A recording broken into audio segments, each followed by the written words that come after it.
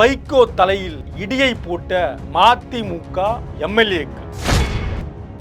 கொளத்தூர் தொகுதி தாவேகா MLA VS Babu ஏதாவது அதிரடி முடிவெடுக்க போகிறாரா?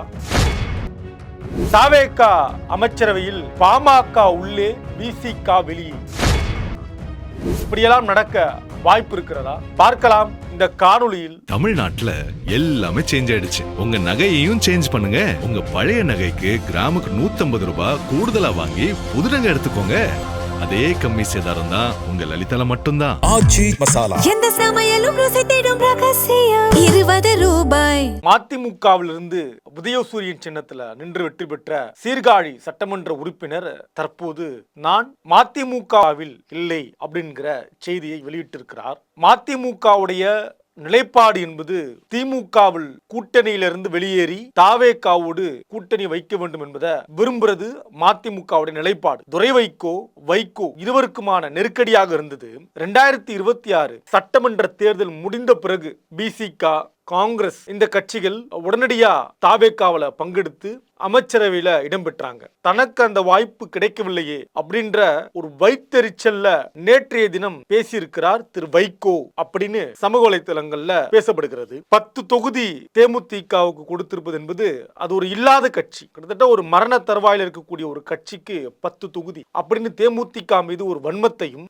விசிகாவுக்கு 8 தொகுதிகள் கொடுத்ததையும் வன்மத்தோட பேசியிருக்கிறார் வைகோ அப்படின்னு வைகோவுடைய பேச்சு பார்க்கப்படுகிறது. இயல்பாகவே நம்மிடம் பேசக்கூடிய பலர் சொல்லக்கூடிய கருத்து, வைகோவுக்கு எதிரி, பரம எதிரி அப்படின்னா அது திரு ஸ்டாலின் தான். ஸ்டாலினோடு மேடையில பங்கெடுத்து கொண்டாலும் பகிர்ந்து கொண்டாலும் பிறகு ஸ்டாலினை பற்றி தனிப்பட்ட முறையில் வைகோ ரொம்ப மோசமாக அருவருக்கத்தக்க வகையில பேசக்கூடிய ஒரு நபர் தான் வைகோ அப்படின்னு சிலர் பேசியிருக்காங்க. நம்ம கிட்ட கூட சொல்லியிருக்காங்க. அது ஒரு கருத்து. இதையும் சமூக வலைத்தளங்கள் இதுவும் பேசு பொருளாக மாறி இருக்கிறது. வைகோவை திமுகவோடு பயணிப்பதை திமுக இருக்க பலரும் கூட விரும்பல.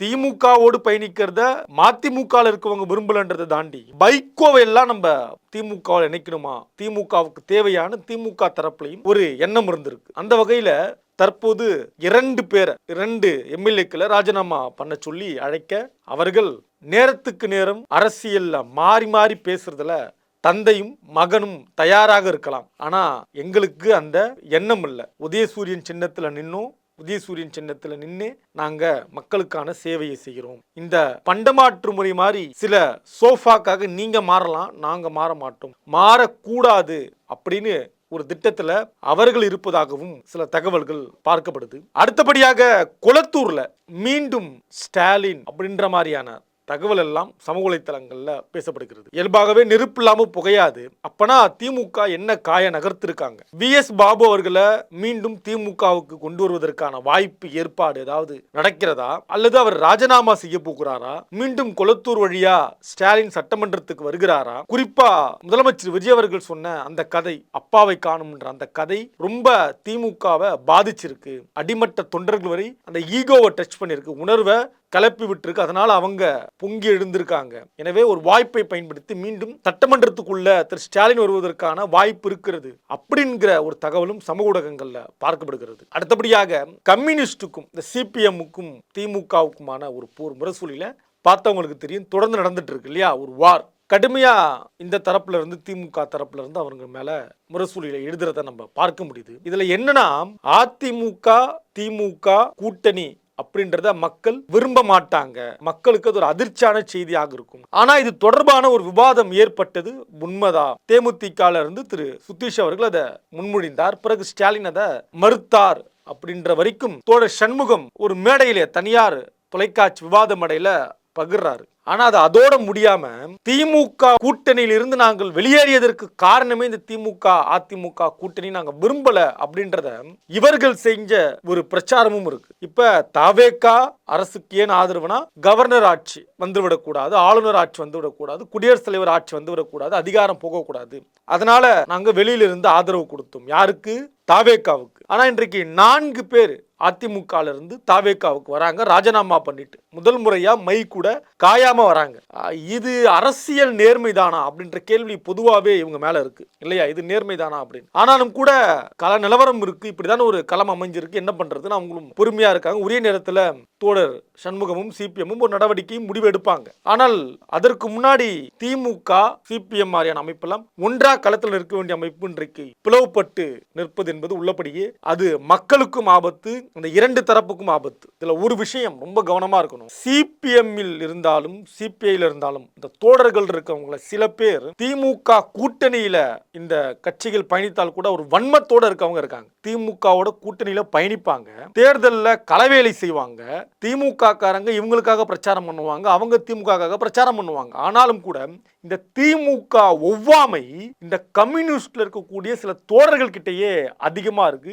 அது பழகி பார்த்தவங்களுக்கு தெரியும். கூட்டணியில பயணிச்சா கூட அவங்களை பத்தி அவதூறா பேசுவாங்க. கிட்டத்தட்ட வைகோ எதை பேசுவாரோ அடுத்த கட்டமான ஒரு மனநிலை இந்த சிகப்பு சட்டக்காரங்கிட்ட இருக்கு அப்படின்றது தான் திமுகவுடைய குமுறலாகவும் இருக்கு. பலருக்கு அந்த அனுபவம் இருக்கு, எனக்கு உட்பட கூட இருக்குன்னு வச்சுக்கீங்களா. அந்த அனுபவம் இருக்கு. பயணிப்பாங்க, ஆனா கடுமையா விமர்சனம் பண்ணுவாங்க திமுக. அவர்களுக்கு இந்த காலம் குதூகலமான காலமா இருக்கு. இதை பயன்படுத்தி நம்ம திமுக கம்யூனிஸ்டுடைய பிரிவை பெரிதுபடுத்தணும் அப்படின்னு. நட்டம் யாருக்கு அப்படின்றத பத்தி அவங்க கவலைப்பட மாட்டாங்க. தன்னுடைய சுய அரிப்புன்றது அந்த இடத்துல தீர்த்து கொள்ளப்படலாமே தவிர அது மக்களுக்கு எந்த விதமான லாபமும் கிடையாது அப்படின்றத நாம் சொல்லல, மக்களும் அதை பேசுறாங்க. அடுத்தபடியாக நான்காவதாக விசிகா இன்றைக்கு பயணிக்கிறாங்க இல்லையா, தொடர்ந்து பயணிக்கிறாங்க. யாரோட? தாவேகாவோட. அவர்கள் வெளியேறுவதற்கான வாய்ப்பு இருக்கிறது. அந்த இடத்த பாமக நிரப்ப போறாங்க. ஏன்னா பாமக இருக்கிற இடத்துல விசிகா இருக்காது. எனவே பாமகவுடைய ஆதரவு கிடைக்கிற பட்சத்துல விசிகா வெளியேறுவதற்கான வாய்ப்பு இருக்கலாம் அப்படின்ற மாதிரியான தகவல் கூட சமூக வலைத்தளங்கள்ல பார்க்கப்படுகிறது. பிறகு அதிமுகவிலிருந்து விஜயபாஸ்கர் அவர்கள் தாவேகாவில் இணைய இருக்காரு. ஒரு 5000 பேரோட வந்து இணைய இருக்காரு. நம்ம ஏற்கனவே சொன்ன மாதிரி குட்கா புகழ் அப்படின்னா விஜயபாஸ்கர். மேடையில வார்த்தைக்கு வார்த்தை ஊழல் சக்தி அப்படின்னு பேசின விஜய் இன்றைக்கு ஊழல் வழக்குல சம்பந்தம் இருக்க விஜயபாஸ்கரை தாவேகாவில் கொண்டு வந்து இணைய போறார். எப்படி கல்லாப்பெட்டி கூட்டணின்னு விமர்சனம் செய்த விஜய் கல்லாப்பெட்டி கூட்டணியோடு இன்றைக்கு ஆட்சி நடத்துகிறாரோ அப்படி இவங்களும் உள்ள வரப்போறாங்க அப்படின்ற அடுத்த கட்ட பேச்சும் எழுந்திருக்கிறது. இப்படி இந்த வாரம் பல பிரேக்கிங் நியூஸ் தொடர்ச்சியா வர இருக்கு. இந்த பிரேக்கிங் நியூஸ் எல்லாமே அரசியலை கவனிப்பவர்களுக்கு ஒரு பெரிய விருந்தாக இருக்கும். உள்ளபடியே மீண்டும் ஸ்டாலின் உள்ள வர இருக்காரா? மதிமுகவுடைய நிலைப்பாடு இன்னும் மதிமுக எப்படி இருக்க போகிறது? முரசொலி தீக்கதிருடைய போர் தொடர்ந்து நடக்குமா? அதற்கு முடிவு இருக்கா அப்படின்றதெல்லாம் பொறுத்திருந்து பார்க்கலாம். இரண்டு தலைமையும் கவனமா இருக்கணும் இதுல. ஏன்னா உங்களுக்கு கீழே உங்களுக்கு விசுவாசமாக இருக்கக்கூடியவர்கள் அப்படின்றவங்க தன்னுடைய பழியை தீர்ப்பதற்கு கவனமாக இருக்கிறார்கள். ஏன்னு தெரியாத அந்த ஒவ்வாமை இருக்கு. கவனமா இருங்க. நன்றி, வணக்கம். தமிழ்நாட்டுல எல்லாமே சேஞ்ச் ஆயிடுச்சு. உங்க நகையையும் சேஞ்ச் பண்ணுங்க. உங்க பழைய நகைக்கு கிராமுக்கு 150 ரூபாய் கூடுதலா வாங்கி புது நகை எடுத்துக்கோங்க. அதே கம்மி சேதாரம் தான் உங்க லலிதால மட்டும்தான். எந்த சமையலும் ருசி தேடும் ரகசியம் 20 ரூபாய்.